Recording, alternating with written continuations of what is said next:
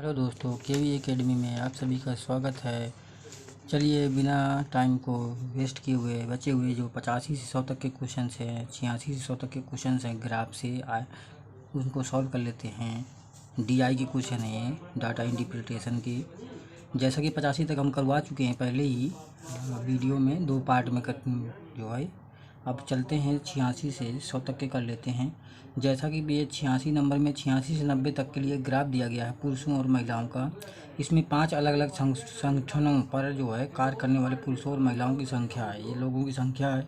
ये जो है शेडेड वाला जो पार्ट है जिसमें डार्क किया गया है महिलाओं के लिए है, बिना डार्क वाला पुरुषों के लिए है। ABCDE 3 संगठन, 5 संगठन है। पहले में क्वेश्चन पूछा गया है आपसे, देख सकते हैं। संगठन डी में कार्य कर रहे पुरुषों की संख्या उस संगठन में काम कर रहे कुल कर्मचारियों की संख्या का कितना प्रतिशत है। दशमलव के बाद 2 अंक तक पूर्णतः निकालना है। तो जब हम क्या करेंगे कि हम देखेंगे डी में जो है पुरुषों की संख्या क्या है। डी संगठन में पुरुषों की संख्या है 2750 और टोटल कुल संगठन उसमें काम कर रहे हैं उस संगठन में 2 पुरुष और महिलाएं, दोनों को मिलाएंगे तो बनेगा ये 6010। जब 3250 को जो है भाग देंगे, 3250 को भाग देंगे, जो पुरुषों की संख्या है ये 3250 हो रही है, देख लीजिए। और टोटल 6010 से भाग देंगे, गुणे 100 करेंगे, परसेंटेज निकालना है। तो ये देखो भाग दे करके दिखाया गया है, तो लगभग 54 के आसपास जा रहा है और 54 के आगे जाएगा, लेकिन 54 वाला ऑप्शन एक ही है, तो इसलिए आगे करने की आवश्यकता नहीं है क्योंकि 54 का ऑप्शन एक ही है। तो जितना हमको टाइम बचाएंगे और यहाँ मतलब जो हमारा ए ऑप्शन हो जाएगा। अब आगे सॉल्व करते हैं दूसरे नंबर में। तो क्या पूछा गया, संगठन ए में महिलाओं की कुल संख्या, महिलाओं की संख्या का पुरुषों की संख्या से क्रमशः अनुपात क्या है। संगठन ए में देख लीजिए 1500 ये है और ये जो है आपका 2250 है। जब दोनों को 1 मिनट रुकिए, हाँ 1500 या 1750 है, दोनों को जब भाग देंगे 1500 बटे 1750 तो 25 से भाग देंगे, 0 0 कट जाएगी, 25 छक्का 150, 25 7 75, 6:7 डी ऑप्शन हो जाएगा। आगे क्वेश्चन की बात कर लेते हैं, या यहाँ पर बात कर लेते हैं ई नंबर, आपका 88 नंबर में संगठन ई में महिलाओं की संख्या उस संगठन में कुल कर्मचारियों की संख्या का लगभग कितना प्रतिशत है। तो संगठन ई में अगर बात करें तो देख लीजिए, संगठन ई में जो है आपका यहाँ पर ये है, इसमें महिलाएं कितनी हैं 2750 हैं, कितनी 2750, और दोनों को जोड़ेंगे तो 5000 पुरुष, आपके 2500 क्या हैं आपके पुरुष हैं और 2750 महिलाएं हैं। तो 2700 बटे कुल महिलाएं और पुरुषों की संख्या बटे मल्टीप्लाई 100 करेंगे तो यहाँ पर 5250 हो रहा है पुरुष और महिलाओं की संख्या मिला करके। और दोनों को जब सॉल्व करेंगे तो ये आ जाएगा आपका लगभग 52% आएगा काटने पे, सॉल्व करने पे। और इसको जो है सॉल्व करके यहाँ पर दिखाया गया है, ये देख लीजिए। यहाँ पर ये आपका जो है 525 से भाग देंगे 27500 में, पहले 5 बार जाएगा, फिर 1250 बचेगा, लगभग 2 बार जाएगा, बाकी आगे करने की आवश्यकता नहीं है क्योंकि हमारा ऑप्शन मैच कर रहा है, एक ही ऑप्शन में 52 है। ठीक है दोस्तों। और इसके बाद है अगला क्वेश्चन है 89 नंबर, सभी संगठनों को मिलाकर महिलाओं की कुल संख्या कितनी है। तो जब सभी संगठनों को महिलाओं को जोड़ेंगे तो ये जाकर के आपका 11750 आएगा। 1500 ए में है, फिर 2250 हैं, फिर 2500 हैं, फिर 2750 दो जगह बराबर है, देख सकते हैं। डी और ई में महिलाओं की संख्या बराबर है, जोड़ेंगे तो ये आ जाएगा 11750। ये यहाँ पर जोड़ करके मैंने दिखाया है, देख सकते हैं आप लोग। ये आपका जो है 89 नंबर का आंसर हुआ, या बी पार्ट सही है। अब 90 नंबर की बात कर लेते हैं, सी और बी को मिलाकर काम कर रहे कर्मचारियों की कुल संख्या है। तो दोनों को जब जोड़ेंगे, सी और डी में जितने भी पुरुष और महिलाएं काम कर रही हैं, ये बी संगठन है, ये और ये जो है ये सी संगठन है। दोनों को जोड़ेंगे जब मित्रों, तो यहाँ पर हमने जोड़ा भी है, तो ये लगभग 9250 पहुँच रहा है, देख सकते हैं। ये सी बी का है, ये सी का है, तो देख लीजिए। क्योंकि जो सी है, सी में पुरुष महिलाएं दोनों बराबर हैं, 2500, तो ये 9250 हो जाएगा, डी ऑप्शन करेक्ट हो जाएगा। आगे क्वेश्चन कर लेते हैं। चलिए, ये महिलाओं पुरुषों वाला जो है संगठन का कार्य जो का काम वाला जो ख़त्म हो गया। अब आगे को थोड़ा सा घुमा कर इसको सॉल्व करते हैं मित्रों। हाँ, अब देखिए मित्रों, इसमें क्या है कि 5 ABCDE 5 मित्र जो है, 2 छात्रों ने और विद्यार्थियों ने एक सप्ताह में जो है संडे को छोड़कर बाकी दिन एग्जाम दिए हैं, 5 दिन एग्जाम दिए हैं वो सप्ताह में। तो उनके नंबर पाए, यानी इतने मार्क्स पाए हैं प्रत्येक दिन, देख लीजिए। सोमवार, मंगलवार, बुधवार, गुरुवार, शुक्रवार। बी का है, ये सी का है, ये डी का है, ये ई का है। 100 में से ये मार्क्स हैं। अब पूछा गया है पहले में, बी द्वारा सोमवार, बुधवार, गुरुवार को प्राप्त अंक किए गए अंक और ई द्वारा प्राप्त मंगलवार बुधवार शुक्रवार को प्राप्त अंक किए गए अंकों का के मध्य अंतर कितना है।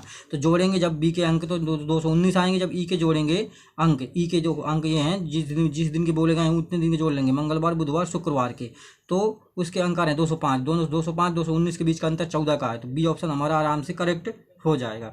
अगली बात क्वेश्चन की बात कर लेते हैं यहीं पर, जैसा कि यहाँ पर दिया है बी और बी द्वारा मंगलवार को प्राप्त किए गए अंक और डी द्वारा मंगलवार को प्राप्त किए गए अंकों से कितना प्रतिशत अधिक है, कितना प्रतिशत अधिक है। तो पहले दोनों का अंक देखेंगे, तो देखेंगे इसमें जो है दोनों का अंक जो है देखो 68 और 51 को घटाएंगे तो इसमें 17 का अंतर आ रहा है, 17 का। 68 जो है बी के द्वारा पाए गए अंक हैं, मंगलवार को देख लेते हैं, ये बी है, बी को देख लीजिए, ये 68 पाया हुआ है।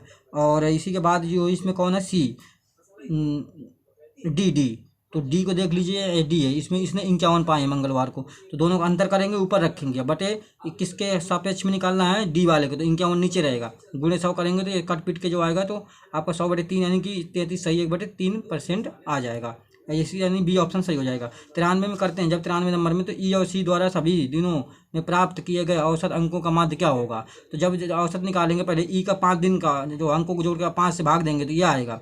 सी के सभी अंकों का जो है, सी के ये पूरे को जोड़ेंगे तो आपका जो है 66 आएगा, दोनों का अंतर 5.4 का है, ये नंबर करेक्ट है, देख सकते हैं। 5 दिन है तो 5 दिन औसत निकालने के लिए 5 से भाग देना पड़ेगा, पहले ई के जोड़ लीजिए और 5 से भाग दे दीजिए, और सी के सभी अंकों को जोड़ लीजिए और 5 से भाग दे दीजिए, तो ई का ये आएगा, सी का आएगा, दोनों के मध्य का अंतर पूछा गया, औसत के अंकों के मध्य का अंतर, तो 5.4 का अंतर है।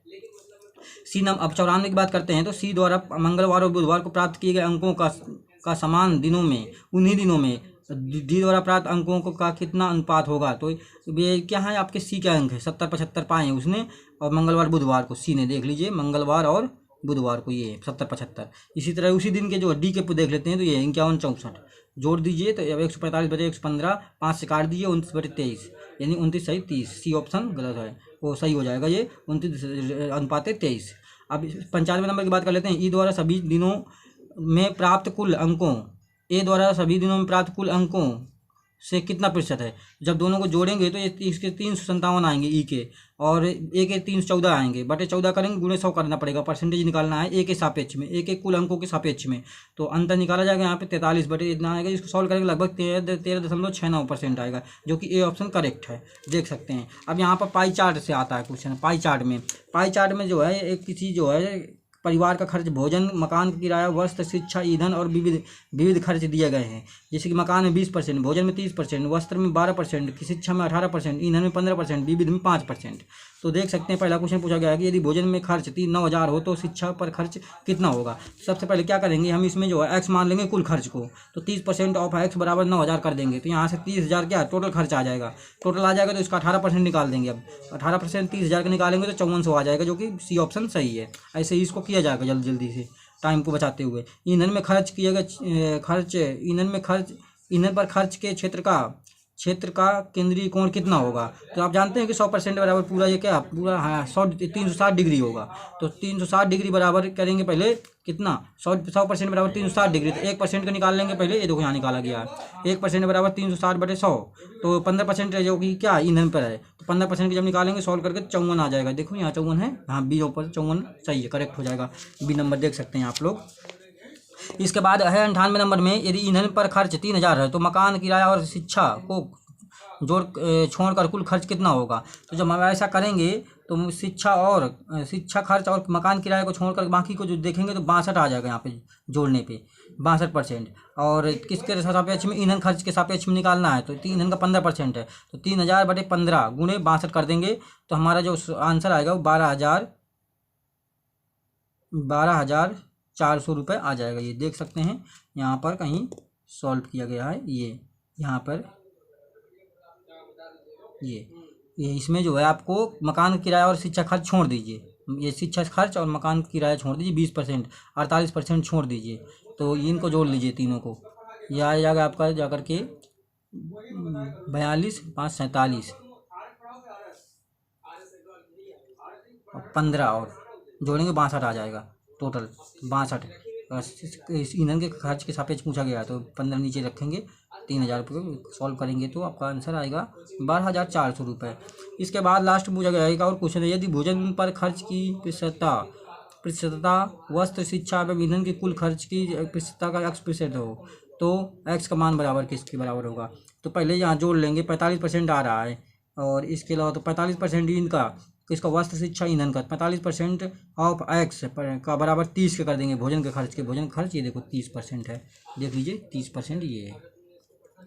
तो जब बराबर सॉल्व करेंगे जब इसको, तो x का मान आ जाएगा 200/3, जो कि क्या 2/3 के बराबर होता है। अब लास्ट क्वेश्चन है, मकान किराया, वस्त्र एवं ईंधन पर खर्च किए गए कुल प्रतिशतता का भोजन पर खर्च प्रतिशत से कितना अधिक है। इनको जोड़ेंगे तो ये आएगा जाकर के आपका, समझ सकते हैं 47 आएगा, और 30% भोजन का है तो 47 को 30 में घटाएंगे तो 70% आ जाएगा। बिल्कुल बहुत काफ़ी ईजी क्वेश्चन से मित्रों, आपको समझ में आए होंगे दोस्तों। तो हमारे वीडियो को सब्सक्राइब करें दोस्तों, देख सकते हैं आप लोग ये सब, और अधिक से अधिक शेयर करें दोस्तों। अगर हमारी मेहनत पसंद आए तो जय हिंद दोस्तों, राधे राधे।